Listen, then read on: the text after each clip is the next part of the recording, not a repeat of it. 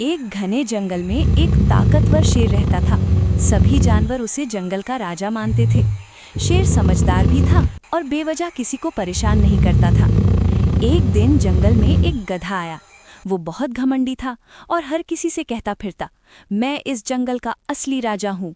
बाकी जानवर उसकी बात सुनकर हंसते थे, लेकिन गधा अपनी जिद पर अड़ा रहता। जब शेर को ये बात पता चली तो उसने गधे को बुलाया और कहा, जंगल का राजा मैं हूँ, तुम क्यों झूठ बोल रहे हो? गधा बोला, अगर तुम्हें यकीन नहीं है तो चलो किसी समझदार जानवर से पूछ लेते हैं। दोनों बंदर के पास गए, जिसे जंगल में सबसे बुद्धिमान माना जाता था। गधे ने पूछा, बताओ जंगल का राजा कौन है?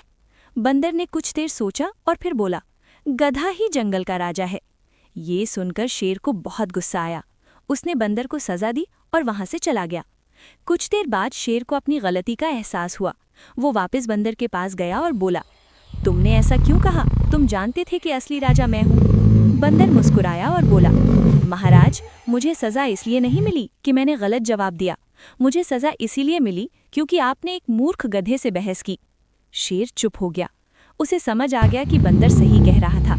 सीख: बेवकूफ़ और जिद्दी लोगों से बहस करने से सिर्फ समय और सम्मान दोनों का नुकसान होता है।